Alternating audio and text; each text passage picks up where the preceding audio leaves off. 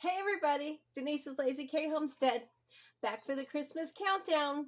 We are going to make a no-bake cookie today.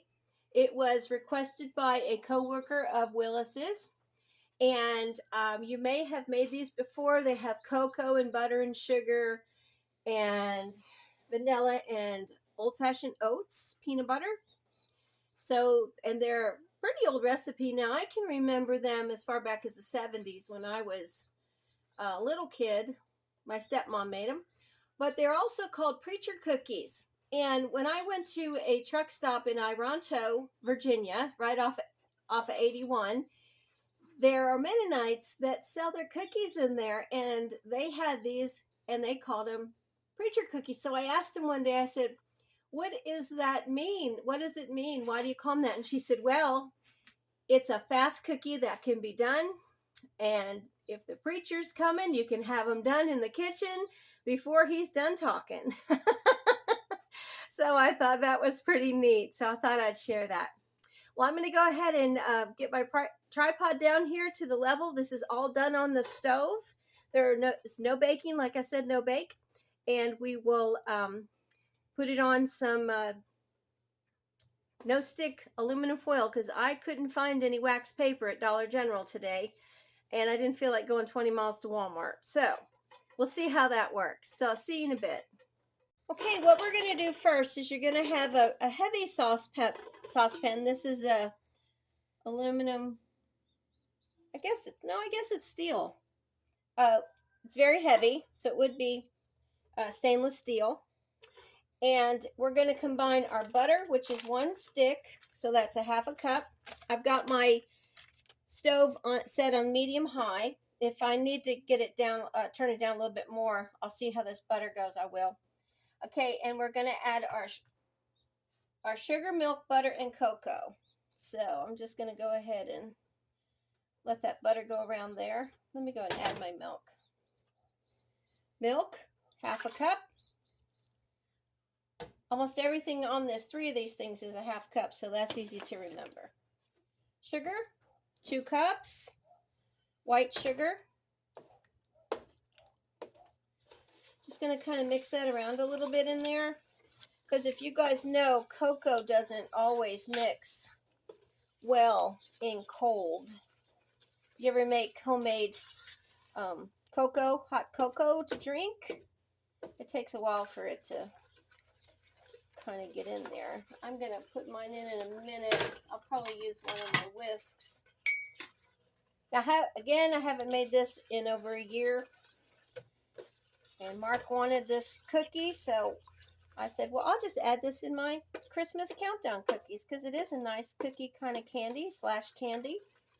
Something most people do enjoy. They are rich and they are sweet, and I'm not going to deny that. Okay, I'm going to go ahead and add the half cup of cocoa. Oh, it smells so good. This is Hershey's dark cocoa, and I'm just going to use this little whisk to try to get it around in there so it will mix well.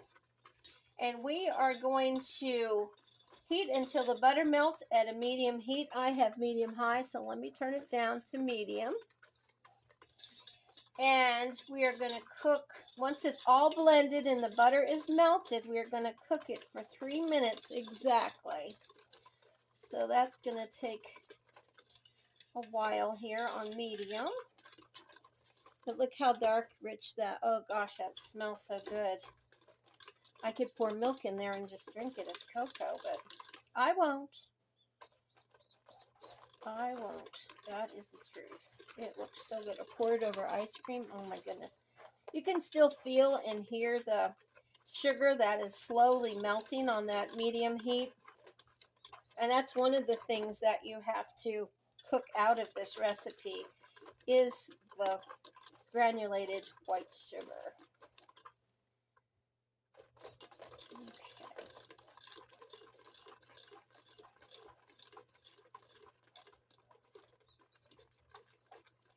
Okay.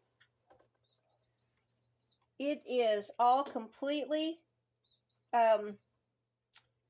mixed together. I guess that's the best word for it. Melted, the butter's completely melted into the milk, the chocolate, and the butter, and the cocoa. Sugar, milk, 1 stick of butter, and cocoa. So that's completely melted into each other.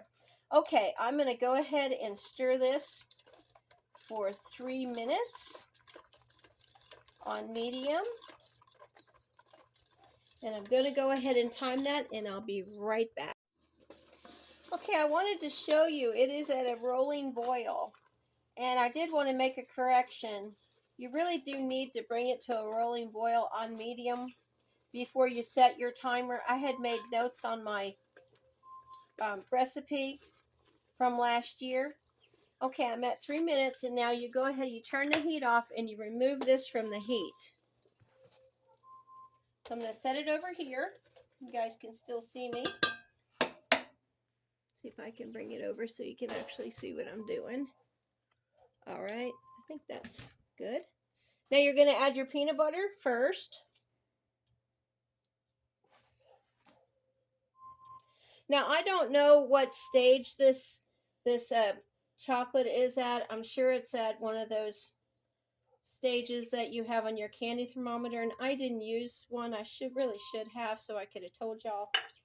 But I'm sorry, I didn't. And just go ahead and you mix your peanut butter in there. Be really careful because this is very hot.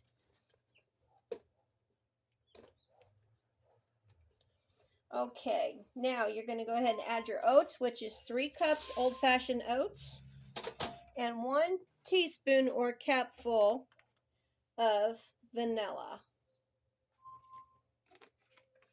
And you can hear my timer over there, but anyway. So you just go ahead and mix this well. It'll get really thick. Looks like it's going to turn out. I've had this cookie not turn out before, but I think it's because I didn't have it come to the rolling boil before I timed my 3 minutes. Okay, yeah, it's getting nice and thick, and that's what you want. Okay, I'm going to go ahead and transfer this over to my island, and then I'm going to drop by spoonfuls onto the aluminum foil. And what I used again is the non-stick. You should use wax paper, but I couldn't find any, so I'll be back in a minute. Okay, here we are at the island. It's gotten nice and thick, so I think these are going to be a success. I'm going to go ahead and just use a serving spoon. Oh, that might be too big. And go ahead and just drop it. Maybe a half a serving spoon. They do flatten out. You can kind of, this is going to look kind of messy, but I'm going to go ahead and divide that first one over there because I think I really made that one too big. But again, it's up to you how big you want to make these. They smell wonderful. If you guys love peanut butter and chocolate, you are going to love this cookie. Also, back in the 70s, I think it was, I don't know, maybe mid-70s. You know, we all know Reese Cup. I had to get another cookie sheet ready with the foil. But we all know Reese Cup. I mean, can you imagine the world without Reese Cup now? But anyway, there was a commercial on TV that we used to watch. And it was this one guy walking down one corner, and I guess it was like in town, and then it was he was walking down the street, and then a corner. Another guy was walking down the other side.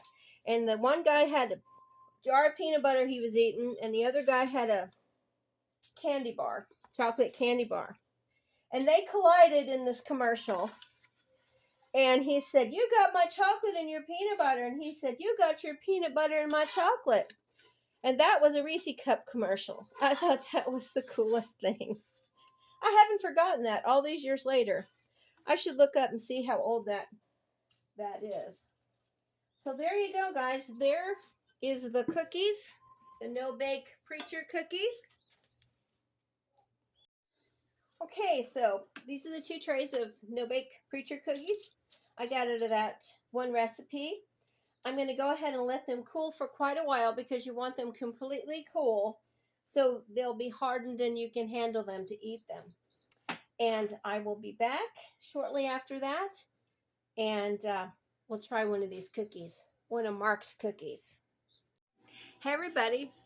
Oh, these cookies smell so good. You wouldn't believe it. You smell the peanut butter, the chocolate. But there they are.